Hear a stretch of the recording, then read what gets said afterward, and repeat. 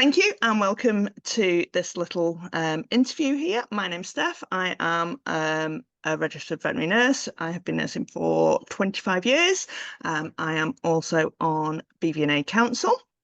And today we are going to be speaking to lovely Wendy Nevins, who will join us for our series on interviews with what we are classing as vintage veterinary nurses. Those of us who have been qualified for over 20 years to fall in line with the 20th anniversary of the Veterinary Nursing Awareness Month. So, Wendy, would you like to give us just a short introduction as to who you are? Okay, so thank you very much, Steph.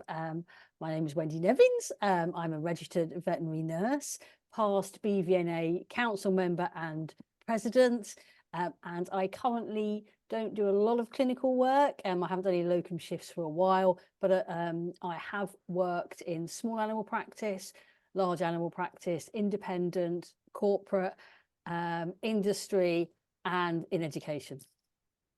Fabulous. And when did you qualify as a registered veterinary nurse? Can't remember. Gonna deny it.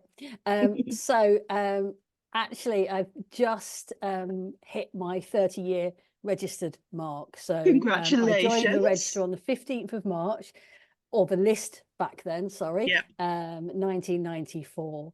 And I actually enrolled with the RCVS as a student on the 2nd of September 1991. That date just sticks in my head. Those dates do stick in your head, don't they? Because my enrolment date as a student veterinary nurse was the 31st of August 1999, and it's just those dates that just stick in your head. I've still got the letter. I have still got the letter from the RCVS. Oh my gosh, that's crazy. Just in case I changed my mind, I think. How did you qualify? So what route did you take? Oh, I was going to say by the skin of my teeth, but you meant right. Okay. Back then, it was I was actually on the YTS scheme. So most people probably have no clue what that means. But it was before MVQs. It was before the portfolio. I did a little green book, and I did a prelim year, which was first year, and a final year. Well, I did the final year twice, but we can go back to that. The final year, which is the last year or the second year, and the little green book. I don't know if you remember that, Steph. I think I do. Yes. Yes. Yeah. So that was how my route to qualification. Yeah. Yes. And what progression have you seen in the profession in the last 20 years? Just the last 20. Just the last 20, yeah. We'll just try and keep it to a short snippet. So I think there has been, I was actually thinking about this before we started the interview, because there's quite a lot, as we all know, that's changed in the last 20 years. I think one of the major things is a Royal Charter. Yep. So changing from being a list to a register. That was huge step forward for the profession, really.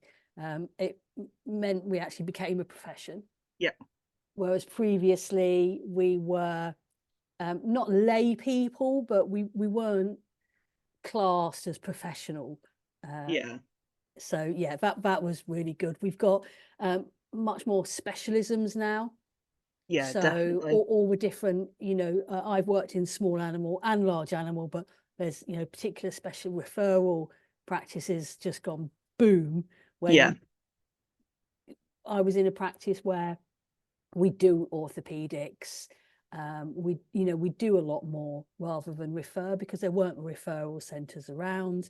The degree route, so that's new compared to 20 years ago. And something which I think comes from me being involved with BVNA is that I feel that RVNs, we now have a seat around the table when the big discussions are happening. We're part of that discussion rather than watching from the outside. And then definitely. Giving our feedback. So I think if I had to pick anything, the charter and having a seat round the table has had the biggest impact. Yeah, fabulous. I completely agree with you on all of those points, because they are big things that have happened. Next question, where do you see the future of nursing going? So I think there has been so much progression. I think we've still got a long way to go. I think for us to be able to, I feel, step up to that next level is to get the title protected. Yeah. I think there's so much more we can start doing, step up to be more, but I think we need that title protection to be able to do that safely. When I say safely, I feel safely for us as professionals, and safely for the animal welfare as well. Yeah, definitely. Throwing a wild card question in here. What have been your highlights during your career? So during my veterinary career, because I have sort of been a bit wiggle woggled, like different things. My veterinary career, I think the highlight has got to be, for me, being BVNA president. Yeah.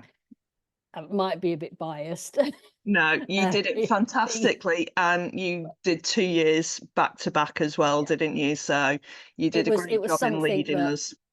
Thank you. Compliments I can't like learning to take. But yeah, that was one of the most amazing things that I've done. From a personal point of view, it challenged me so much. It stretched me. I grew. I learned so much, as well as I, like to think I did the best job I could during the time. So yeah, that's one of my biggest achievements in my veterinary career for sure. Yeah, definitely. Well, aside from this interview, of course. Of course.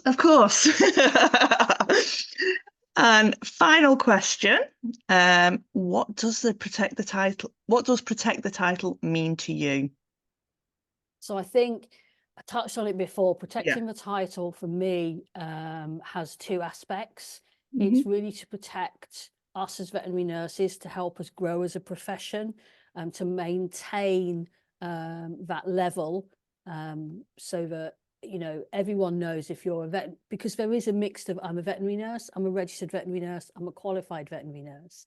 Yeah. They're very interchangeable, but only one is regulated and protected, and that's a registered veterinary nurse. So I think getting that title protected will help us as professionals progress.